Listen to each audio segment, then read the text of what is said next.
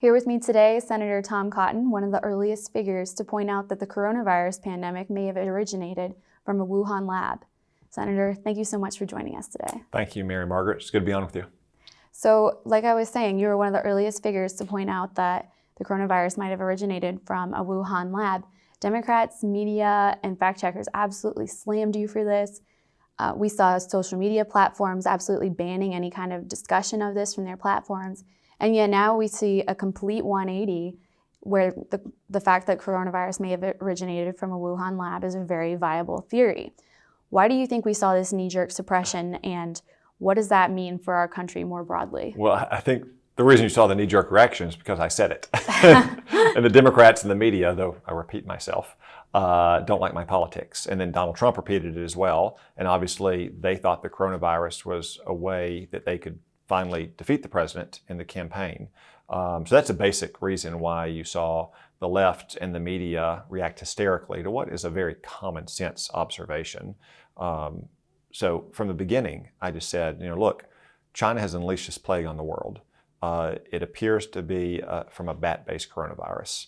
Maybe we should point out that this virus didn't originate like up in some remote mountain village next to a cave full of bats. It originated in a city that's larger than New York, right down the street from a lab where they research bat-based coronaviruses, a lab which is run by a woman whose nickname is literally the Bat Lady. Again, most Americans, I think, could look at those basic facts and say, yeah, we ought to at least look into it. And then over time, we've seen more and more evidence pointing towards the lab.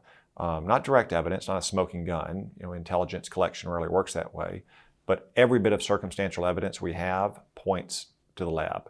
Bats generally aren't located inside of Wuhan. There are no bats being sold in that stupid food market the Chinese communists pointed to as the origin.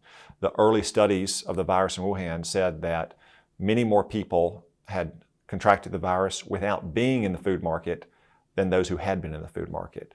And since then, we've learned more as well. We've learned, for instance, that some staff at those labs may have contracted coronavirus-like symptoms as early as the fall of 2019. And of course, the very fact that the Chinese Communist Party continues to conceal what was going on in that lab, continues to refuse to let a reputable team of international scientists into the lab and make available the staff and the scientists working there, all point directly towards the labs as the source of this virus.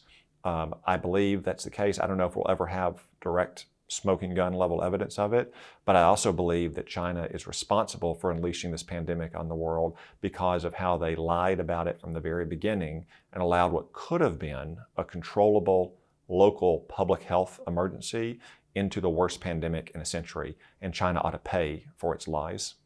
So like you were saying, we don't have direct smoking gun evidence, and maybe we can't unless we are able to examine what went on in the Wuhan lab ourselves. It doesn't seem like they're going to give us this information. What options does Biden have right now? So I suspect most of the evidence about what was going on in that lab has been destroyed.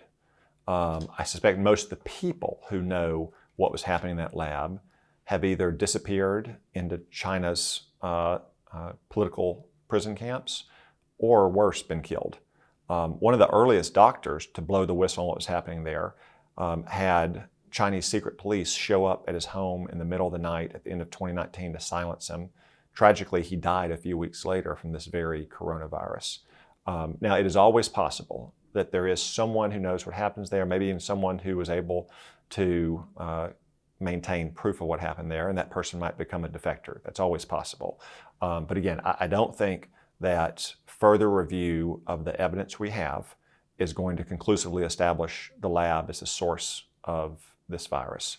I think Joe Biden ordered this so-called 90-day review of that intelligence evidence, in part because he wanted to kick the can down the road, keep the focus on his multi-trillion-dollar taxing and spending bills, keep the focus on his first trip overseas to Europe, and then in mid-August, when people aren't paying much attention, kind of say, well, we've reviewed the evidence and it's still inconclusive, and hope that the media just goes along with that. We don't know the origins of it and we shouldn't overreact to that.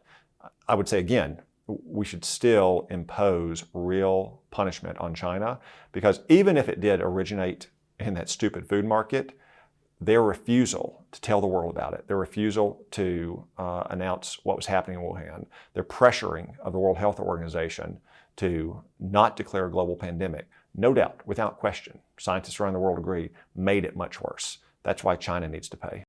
And so how should this impact the United States' relationship with China going forward? Well, when you unleash a global plague, it doesn't help your relationship. But look, China for decades has been cheating and stealing and lying. And now when you add on to the fact that they unleashed this plague on the world, they need to be held accountable. There are some things we can do to hold them directly accountable, like we could open American courts up to legal action against the persons in China who are directly responsible for unleashing this pandemic. We did that for the 9/11 victims, for instance. But there are other things that we could do that, frankly, we should have probably done long ago to teach China some lessons for their decades of lying and cheating and stealing our jobs, like revoking their permanent most favored nation status. So the President and the Congress have to review that every year to decide whether China should get those beneficial trade preferences, or insisting that international financial institutions quit treating China like it's some developing third world economy and giving them sweetheart loan deals.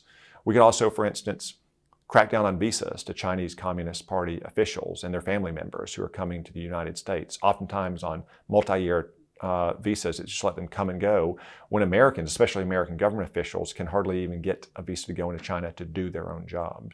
There are a lot of things that we can do to impose real consequences on China, not just for this pandemic, but for what it's done to America for decades.